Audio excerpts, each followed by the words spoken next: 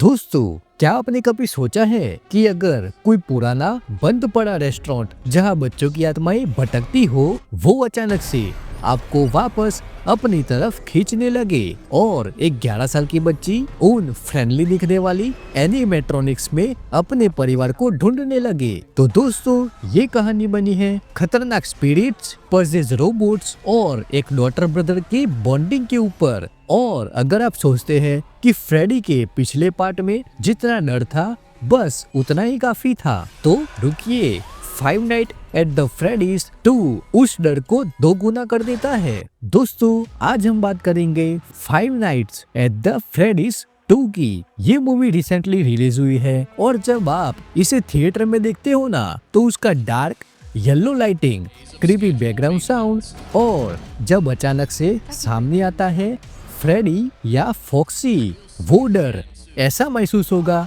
जैसे आप उसी बंद पड़े पिज़्ज़ेटेरिया में रात गुजार रहे हो। और दोस्तों, यही वो एक्सपीरियंस है जो हम काफी समय से किसी भी हॉलीवुड हॉरर से एक्सपेक्ट कर रहे थे। आपको सवाल होगा कि स्टोरी में डर और सस्पेंस की शुरुआत कहां से होती है, जब माइक स्मिथ, जिसने पिछले पार्ट में अपनी जान बचाई थी, अब एबी के साथ वह नॉर्मल लाइफ जीने की कोशिश कर रहा है। पर दोस्तों, बच्चे कभी कभी वो देख लेते हैं जो बड़े नहीं देख पाते। एबी अपने घोस्ट फ्रेंड्स को नहीं भूल पा रही, फ्रेडी, बॉनी, चिका एंड फॉक्सी को।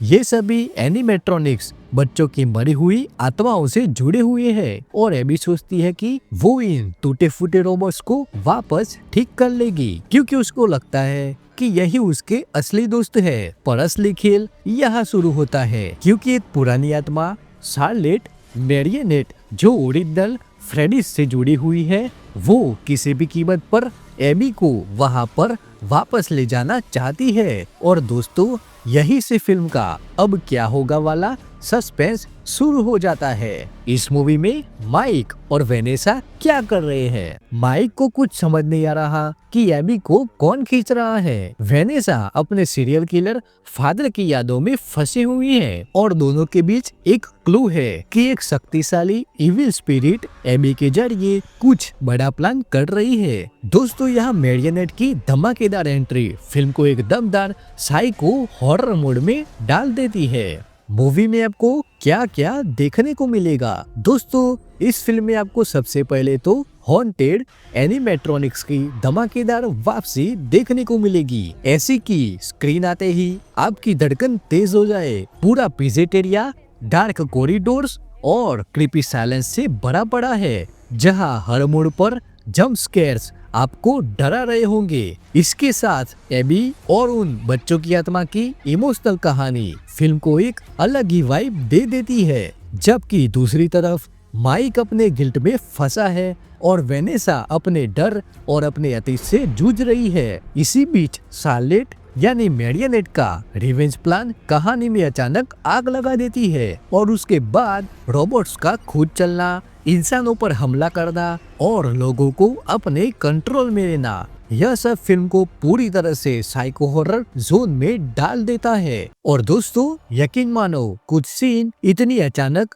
और इतने शॉकिंग है कि लिटरली आपको गूज़बम्प्स आने लगेंगे और आपको लगेगा ये अभी क्या हुआ। तो क्या ये मूवी हॉरर कैटेगरी में फिट होती है? जी हाँ, बिल्कुल। ये फिल्म एकदम हॉरर सुपरनेचुरल थ्रिलर कैटेगरी में आती है और खासकर एनिमेट्रॉनिक्स की क्रीपी मोमेंट्स स्क्रीन पर बहुत रियल और डरावनी लगती है। दोस्तों, मुझे इसका सस्पेंस, डार्क वाइब और स्टोरी बिल्डअप काफी अच्छा लगा।